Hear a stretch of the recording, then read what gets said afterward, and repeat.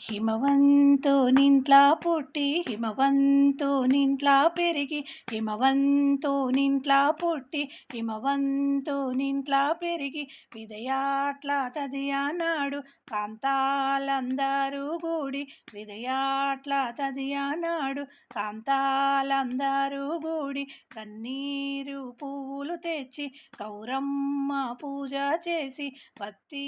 పత్తిలు చేసి వరుసాతో సద్దులు కలిపి వాడి బియ్యము పోసి ఆ శంభుని కప్పగించి మాయమ్మ లక్ష్మీదేవి పోయి రావమ్మ